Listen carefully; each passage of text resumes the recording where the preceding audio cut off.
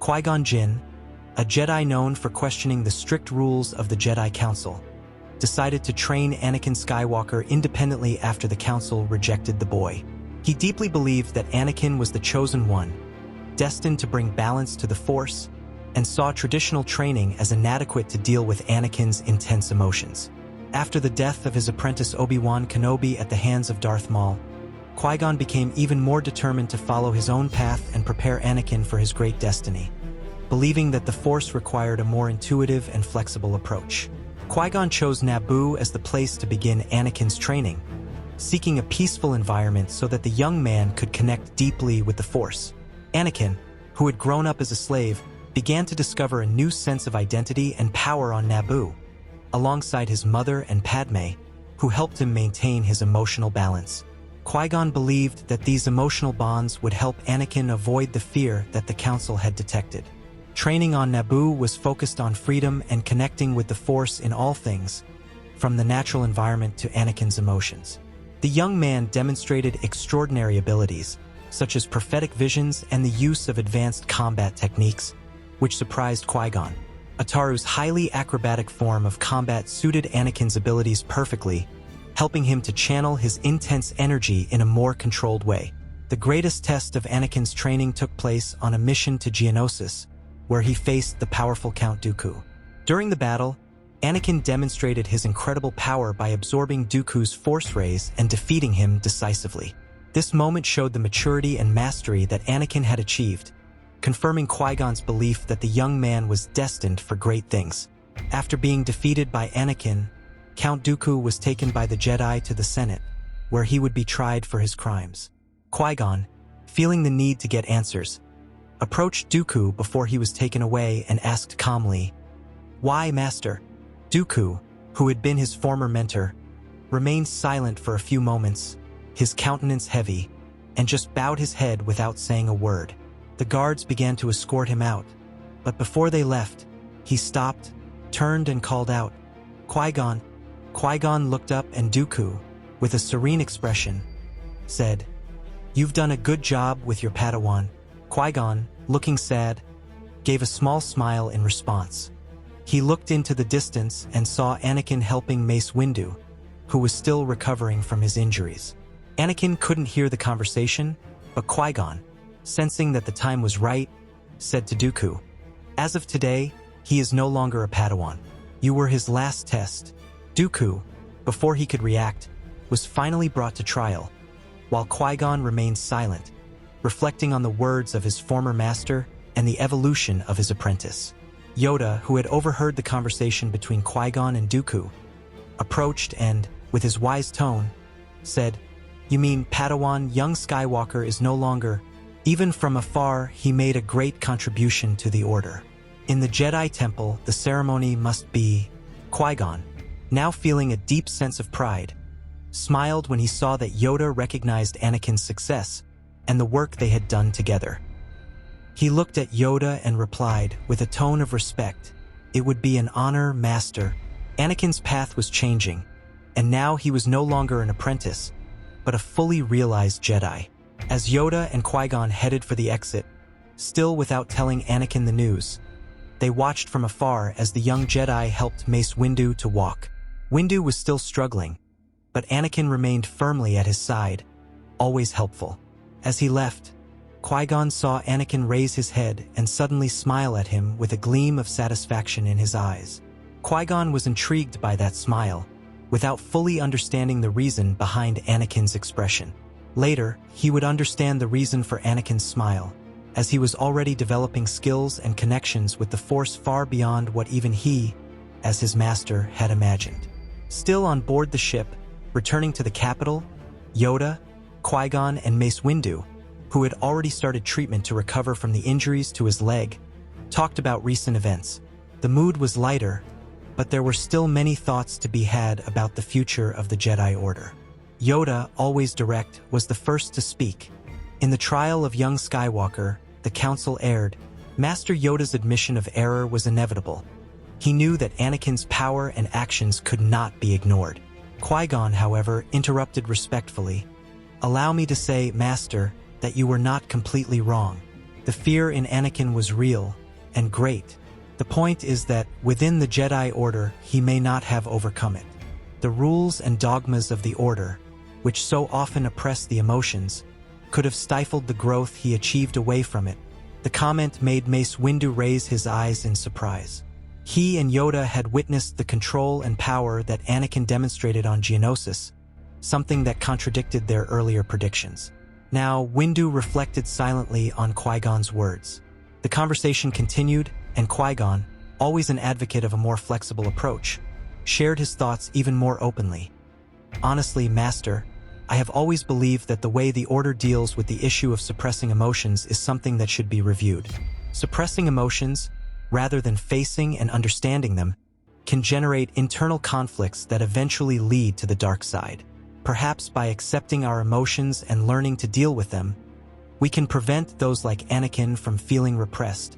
Yoda listened attentively and, with the wisdom of one who has seen a lot, said, "You have proven to have points of view that we previously ignored, Qui-Gon. Perhaps the time has come for the Council to understand you better, my friend." Mace Windu, who usually maintained a more conservative stance, surprised himself by agreeing. "I know you're independent now, Qui-Gon," Windu began, in a more cordial tone, "but what do you think about spending some time in the capital, discussing these ideas with us? Perhaps, with your experiences and perspectives, we can evolve what we know about Jedi training." Qui-Gon, with his usual discreet smile, nodded. "So be it, my friend.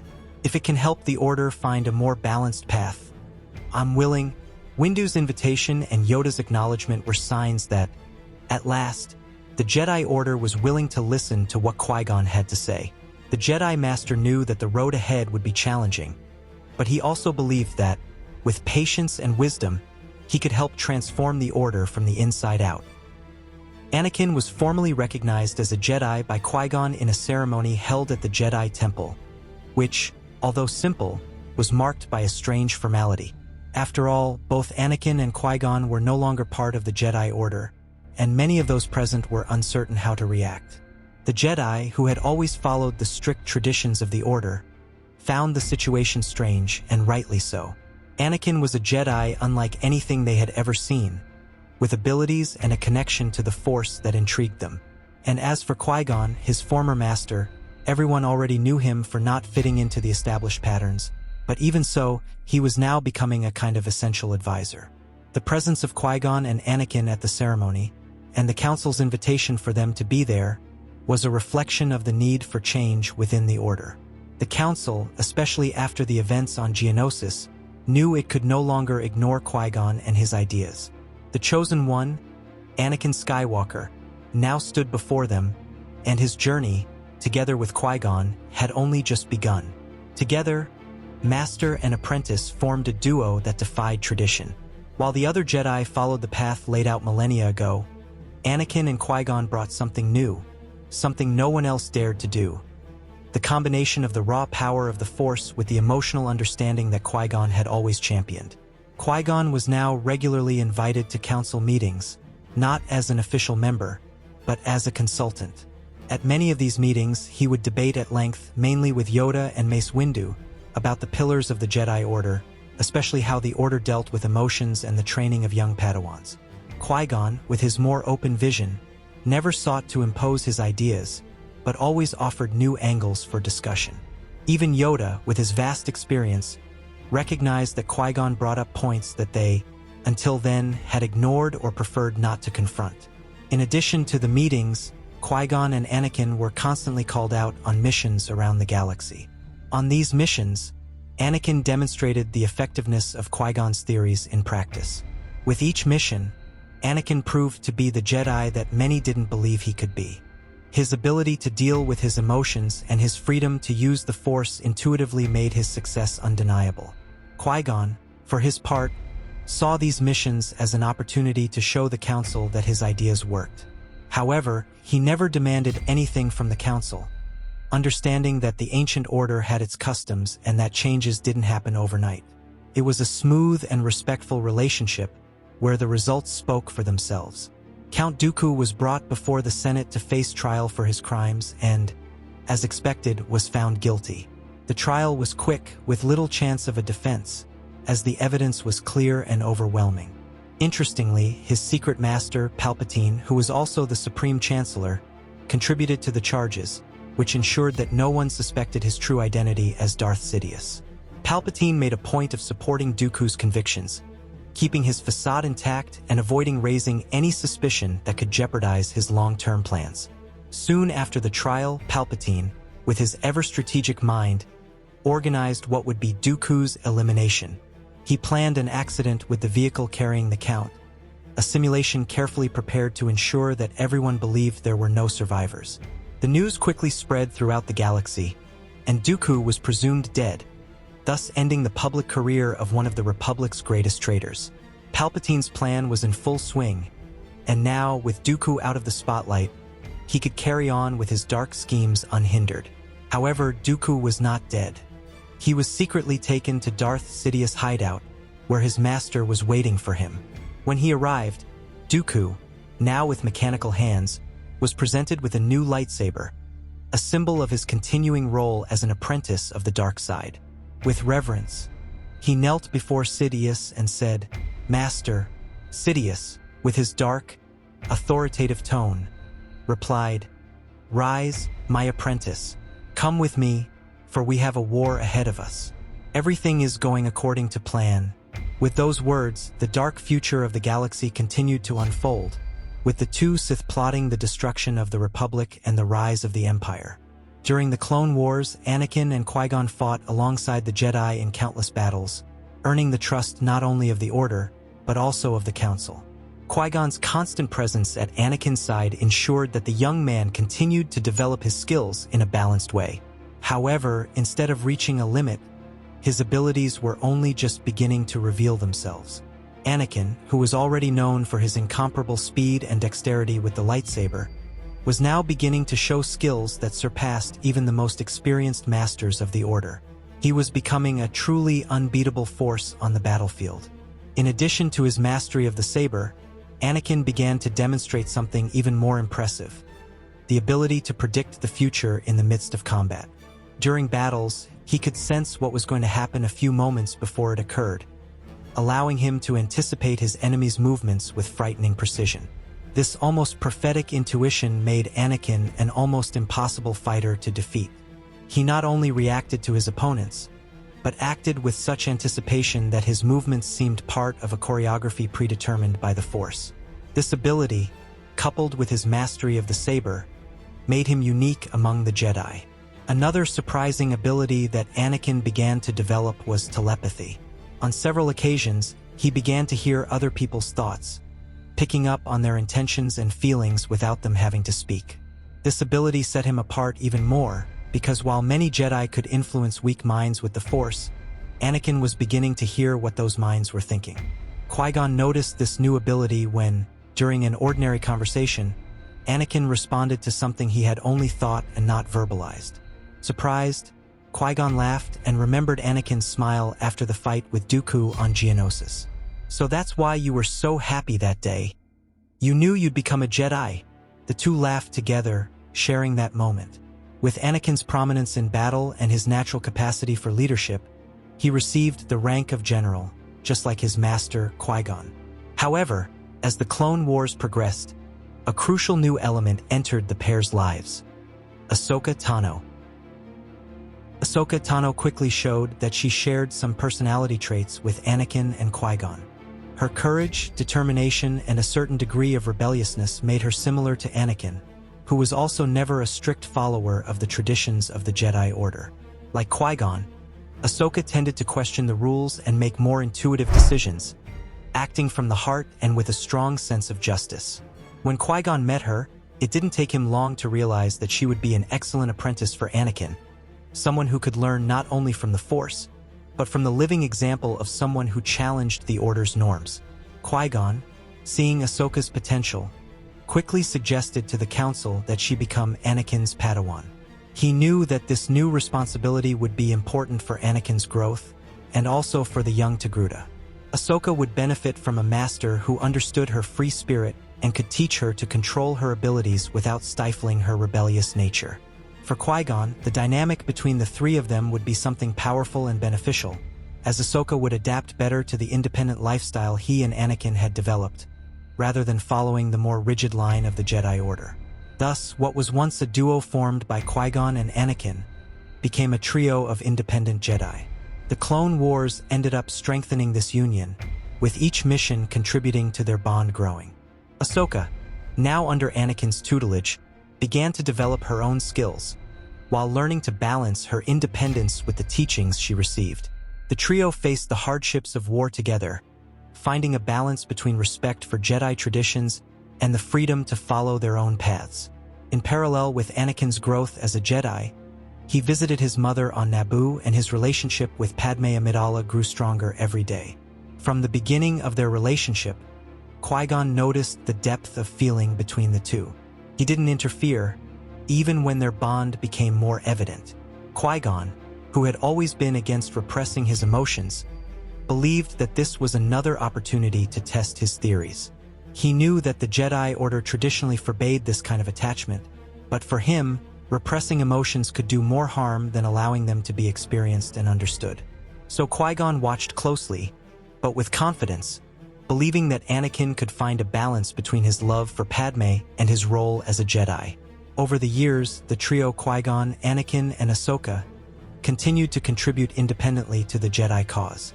Ahsoka, no longer a Padawan, was promoted to independent Jedi by Anakin, further consolidating their new approach.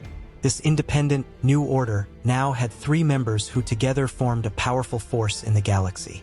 The freer and more flexible approach that Anakin applied to Ahsoka kept her by his side, unlike what would have happened in the original timeline, where disagreements with the traditional order drove her away. The bond between the 3 remained strong, and each of them made a unique contribution to the balance of the Force. Anakin, for his part, was even more powerful. His abilities, which at first were just emerging, were now fully developed and consolidated. His visions of the future had intensified, and his telepathy had become a constant tool, allowing him to understand thoughts and intentions without being told. When it came to combat and controlling the Force, Anakin was undoubtedly the most powerful Jedi who had ever lived. He could move gigantic objects with ease, his lightsaber speed was impressive, and he could channel Force energy into devastating explosions using Force lightning, a skill rarely seen among Jedi. Anakin, increasingly integrated into the Jedi Council meetings, had a role that few could have imagined for someone of his age. The invitation from Yoda and Mace Windu consolidated his influence within the Order, something that only grew as he demonstrated more skills and leadership in battle. Mace Windu, who once considered him a risk, now had a deep respect for Anakin, recognizing his importance. The Council, however, was divided over how to deal with Anakin's growing independence and his relationship with Padme, who was now publicly outed, especially after the news that she was pregnant. For many Jedi, the idea of a Jedi living with someone and forming a family was unthinkable. The Order's traditions preached complete detachment, and this situation challenged the foundations of those beliefs. However, Anakin's influence and power were so great that even the most conservative members of the Council hesitated to question him directly. Yoda and Mace Windu remained his greatest defenders, believing that he was, in fact, the chosen one of the prophecy. And, being the chosen one, they believed that his actions, however unusual, had a greater purpose, a destiny that they could not yet fully understand. The mistrust that had existed about whether Anakin was the chosen one had now almost completely dissipated. Most Jedi firmly believed that he would bring balance to the Force, as the prophecy had predicted. Everything he did was watched with caution and attention. Anakin's every decision and action was scrutinized, because the Council believed that, through him, the necessary changes to the Order and the Republic itself would come about. Anakin became a figure of undisputed power, with a kind of charter within the Order. Not just because he was an independent Jedi, but because everyone recognized that he was different, destined for something much greater. Meanwhile, Anakin didn't limit himself to Jedi Council meetings. He began to attend private meetings with Chancellor Palpatine, who subtly began to get closer and closer to the young Jedi. Palpatine had no doubts about what Anakin represented. He didn't just believe that Anakin was the chosen one, he knew it. The way Anakin defeated his apprentice Count Dooku, the way he did in a matter of seconds, was something no one else could do. What's more, the impressive reports of Anakin's performance in the Clone Wars only reinforced this certainty for the Chancellor. Palpatine was convinced that Anakin was no ordinary Jedi. For him, the power Anakin possessed could only come from one source: the Force itself. Palpatine, who was deeply familiar with the mysteries of the dark side, was convinced that this power came from something much greater, something he needed to have at his side. He knew that if he wanted to carry out his plan to overthrow the Jedi Order and the Republic, Anakin would be the key. Without the Chosen One at his side, Palpatine saw that his chances of success would be almost non-existent. That's why he approached Anakin with caution, praising his abilities, his independence from the Order, and always planting the seed of doubt about the Jedi. At every meeting, Palpatine reinforced to Anakin that his true strength came from his freedom, and that the Jedi Order, with its restrictions, was trying to stifle his true potential. He flattered Anakin with subtle words, praising his ability to make decisions for himself and questioning whether the Jedi really understood the extent of the power he had. Palpatine, with his manipulative skills, knew that he needed to win Anakin's trust before revealing his true nature. At one of the Jedi Council meetings, Anakin recounted some recent events which, unintentionally, ended up revealing his growing closeness to Chancellor Palpatine. The fact that Anakin was invited to private meetings and the closeness of this relationship did not go unnoticed by the members of the Council. Mace Windu, in particular, was intrigued by Palpatine's intentions in getting close to a Jedi who, as well as being powerful, was independent of the Order. There was something suspicious about how the Chancellor was involved in Anakin's life, and this aroused concern among the Jedi. Several discussions took place during that meeting, and by the end, the atmosphere was tense. On leaving the meeting, Qui-Gon, knowing Anakin's telepathic abilities well, approached him and asked in a calm tone, "What does he think?" Anakin replied, "I don't know, Master. I can't read his mind." That was something that put Qui-Gon on alert. If not even Anakin, with his powerful telepathy, could access Palpatine's thoughts, there was something else behind that political facade. Qui-Gon, with a serious expression, said to Anakin, "Keep an eye on this. Any news, let me know immediately." Anakin nodded, recognizing the seriousness of the situation. One night, Anakin was abruptly awoken by a disturbing nightmare. He saw, in a vivid vision, Padme dying in tragic circumstances. The image left him extremely shaken, and his mind began to be consumed by the fear of losing the woman he loved. Ahsoka, noticing Anakin's discomfort and restlessness the next day, asked what had happened. However, Anakin, still trying to deal with his own feelings, replied evasively, saying it was nothing. But Ahsoka knew that something very serious was happening to her master and, worried, decided to talk to Qui-Gon. When Qui-Gon heard from Ahsoka about Anakin's strange behavior, he went to him to find out what was going on. Anakin, annoyed that Ahsoka had spoken to Qui-Gon without his permission, briefly went berserk, which was unusual for him. Qui-Gon, surprised by the young man's emotional imbalance, realized that something was really wrong. Anakin, realizing his mistake in getting worked up, took a deep breath, apologized to his master, and finally revealed the contents of his dream. The fear of losing Padme was consuming him. Qui-Gon, knowing Anakin's predictions and understanding the depth of his visions, did not disregard the dream. He looked seriously at Anakin and said, "You must do two things. The first is to increase your connection with the Force and try to understand what it is showing you more clearly. The second is that, from now on, you must act to do your best to prevent these visions from coming true, but without becoming emotionally attached to your actions. Never, under any circumstances, act out of fear. Do you understand, Anakin? You must promise me that." Anakin, although still troubled, nodded and said, "I promise, Master." With a calm smile, Qui-Gon finished, "Now go and talk to Ahsoka. She's worried about you." Anakin, more relieved and with a slight smile, replied, "Yes, Master." He knew he had to control his fears, just as Qui-Gon had always taught him, and he also knew that Ahsoka, who had always supported him, deserved an explanation. Anakin, determined to follow his master Qui-Gon's advice, began to connect more and more deeply with the Force. In one of his meditations, he had a vision of his mother on Naboo. The vision was not one of fear or tragedy, but a clear and serene image of her, which brought Anakin a sense of peace. He decided to share this experience with Qui-Gon, who, after listening carefully, suggested, "Why don't you go to Naboo with Padme? You haven't seen her for some time. This reunion might do you good." The idea seemed perfect to Anakin, who already felt the need to see his mother again. Anakin followed his master's advice and soon spoke to Padme about the possibility of spending some time on Naboo.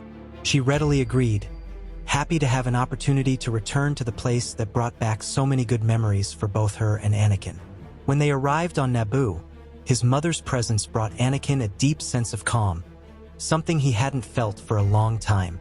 The walks around the planet with Padme, among the green fields and serene lakes, reminded the young Jedi of the days before the Clone Wars, when his life, although complex, seemed simpler. During this time, Anakin took advantage of the peace and beauty of Naboo to follow another of Qui-Gon's pieces of advice: to meditate and be alone for a few hours every day. The connection with the Force became more and more intense, and he felt that he was beginning to understand his dreams and visions more clearly. Padme, who had always respected Anakin's space for meditation, watched from afar as he secluded himself in the beautiful fields of Naboo. As the days went by, the tranquility seemed to grow, but a certain heaviness also began to appear in the air. Until one day, Padme noticed Anakin returning from his meditation with a much more serious and worried countenance than usual. She immediately realized that something had changed. Anakin approached her, still without saying a word, and after a few moments of silence, spoke firmly. "We need to go back." There was an urgency in his voice, something Padme didn't dare question. She knew that when Anakin had this kind of vision or presentiment, it was because something important was coming. Arriving in the capital, Anakin went straight to Palpatine's office, where a horrible sight awaited him. Scattered on the floor were several Jedi Council masters, wounded or unconscious, the result of a battle that had clearly taken place there. Without hesitation, Anakin rushed to another part of the room, and as he turned down the corridor, he was confronted with a shocking scene. Palpatine, with Force lightning emanating from his hands, was being held back by Mace Windu's lightsaber, who was struggling to resist the attack. However, before Anakin could react, Count Dooku appeared behind Windu and, in one swift stroke, pierced the Jedi Master with his red lightsaber. The scene quickly unfolded before Anakin's eyes. Within seconds, Mace Windu was lying on the ground, killed by Dooku's surprise attack. Palpatine, with a cold smile, slowly stood up and addressed Anakin. "Anakin, I've been waiting for you." The young Jedi approached, his face serious and silent, observing the situation. Palpatine, sensing his hesitation, continued, "Join me on the dark side and awaken your full potential." Next to Palpatine, Dooku stood with his lightsaber still activated, waiting for Anakin's answer. Anakin, after a brief silence, looked at Palpatine and said calmly, "I know that, Master." And then, without hesitation, he knelt before him. Palpatine smiled with satisfaction as Dooku finally switched off his lightsaber. The Chancellor, in his dark, authoritative voice, proclaimed, "You will now be called Darth Vader." At that moment, Qui-Gon appeared in the room, watching the scene with a mixture of disbelief and pain. He thought, "That's not possible." As Qui-Gon had this thought, something surprising happened. Still kneeling, Anakin tilted his head slightly in his master's direction, as if he had heard his thoughts. Then, with a sudden movement, Anakin stood up, stretched out his hands, and, using the Force, began to strangle Palpatine and Dooku from a distance, lifting them both off the ground. Palpatine tried to resist, raising his hand to cast Force lightning, but Anakin tightened the stranglehold even more, forcing the Chancellor to retreat. Palpatine, in desperation, said with difficulty, "No, Anakin, you know we must be arrested. You can't kill us." Mace Windu, still alive and dying on the ground, used his last strength to speak. "He's too dangerous to stay alive." Ignoring Windu's words, Palpatine appealed again. As a Jedi, you will never awaken your full power. Anakin, with a sarcastic smile on his face, replied, "Your lack of faith is disturbing," and in one swift, precise movement, he broke the Chancellor's neck. After that, Anakin turned his attention to Dooku, who was wide-eyed with fear. Before he could act, Qui-Gon intervened, shouting, "No, Anakin, that's the way to the dark side." Anakin looked at Qui-Gon and, with a serious expression, asked, "Do you trust me?" Qui-Gon hesitated for a moment, but, after a moment's thought, shook his head in the affirmative. Anakin replied regretfully, "I'm sorry, Master, but it has to be this way," and, with the same move he had used on Palpatine, Anakin gave the same end to Dooku. A few minutes passed and silence overtook the room. Qui-Gon, still processing what had just happened, approached Anakin and asked, "Why did you do that?" Anakin, now calmer, explained that, during his meditations, he had begun to see visions of his future as Darth Vader, alongside Palpatine as Emperor, and it would all begin in that cabinet. He continued, "So I did what you said and looked for ways to figure out how to avoid all that. I saw the exact moment when I was kneeling in front of Palpatine, with Dooku at his side and Windu lying on the ground. The only thing missing from the scene was you, Master, thinking, this is not possible. When I felt your presence and heard your thoughts, I knew what needed to be done." Qui-Gon, still in shock at Anakin's revelations, reflected for a few moments and then asked, "What now? What happens?" Anakin, with a serene expression, replied, "I'll be accused of killing the Chancellor, but I'll be cleared," and as Anakin predicted, that's exactly what happened. The investigation revealed Palpatine's plot to free Dooku and manipulate the Republic. The evidence about his true identity as the Sith Lord became irrefutable. The Jedi Council, alongside Qui-Gon, publicly defended Anakin. They extolled his deeds and showed the Senate how Palpatine, the real villain, had manipulated the Republic for years. The death of Mace Windu was mourned, but the Council understood that Anakin had acted in defense of everyone. With the evidence that Palpatine was a Sith Lord, and with the support of the Council, Anakin was acquitted of all charges. With the threat from Palpatine and Dooku over, Anakin decided it was time to leave the capital for a while. He and Padme returned to Naboo, where they decided to live in peace, away from political intrigue and the dangers of war. Shortly afterwards, Padme gave birth to their children, Luke and Leia, in a safe and peaceful environment, surrounded by the affection of Anakin, his mother, Shmi, and the friends who supported them.